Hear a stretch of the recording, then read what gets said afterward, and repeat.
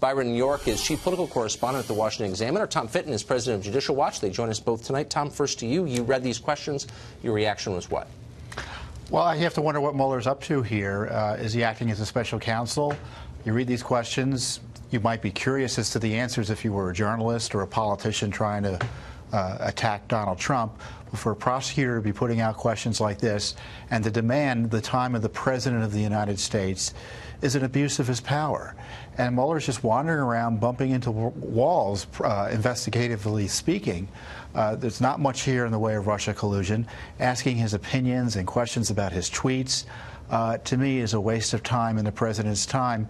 And I can't imagine a judge is going to allow him to force the President to have to answer many of these questions, since they're so off-kilter from any legitimate legal analysis or legal prosecution that he might be able to bring. Well, they're confusing at the very least to non-lawyers like me looking at this. Byron, do they suggest a direction? What do they tell us, assuming they're real, about the direction of this investigation? Well, first of all, it's not just a group of 40-something questions. It's a potentially unlimited number of questions. When they say, well, when did you first find out about that June 2016 meeting in Trump Tower? Doesn't that naturally lead to who told you?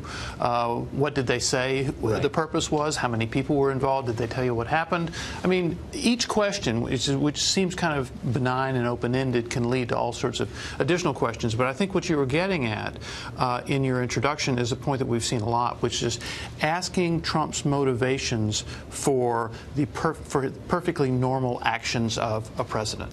We've seen that in other court cases, from the travel ban to DACA to other things, in which the legitimate exercise of presidential power is questioned because the president apparently had some sort of unacceptable motive, and that's what's involved. So that's a theological debate, not a political or policy debate. Are you pure-hearted? That's not really the concern of federal prosecutors, is it? Right. Well, that's because everybody knows that he had the power to fire the director of the FBI, or he has the power to rake his attorney general over the coals. Whether or not that's a good idea is completely separate. The question here with Comey seems to be, what was your state of mind when you were doing that? If you did that with a pure intention, okay by me, but if you did it with a bad intention, you could be in deep trouble. What are you, Martin Luther? I mean, this is like bizarre for a secular government to pursue that line of questioning. So Mueller's even asking about, what did you think of my appointment? What was your reaction to my appointment?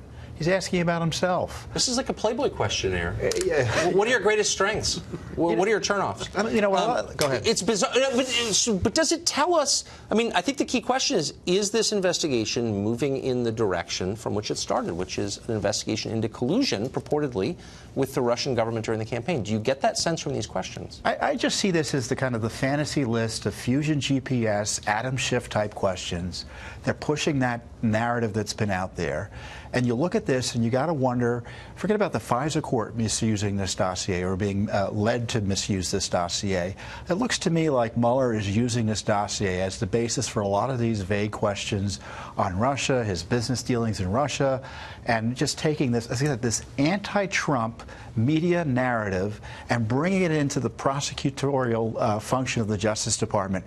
It's a real abuse, and Rod Rosenstein needs to be held accountable for unleashing this on the American people, the presidency, and the Justice Department. Hard to see how it's made the country better. Is it? I haven't checked, Byron. You're very current with the law. Is it a crime to say sympathetic things toward Russia? As far as I know, absolutely not. Okay. So this list of questions, if I have to say I completely lost my train of thought on this. Does it seem like this is moving, however, toward what we were promised at the outset, which is an examination of whether Russia played a significant role in our election? The thing to remember about this is there's not a whole lot new in these questions. When you look at some of the areas, Michael Flynn, Comey, Sessions, and collusion, it doesn't indicate that Mueller has come up with some completely new area of inquiry that we didn't know about before.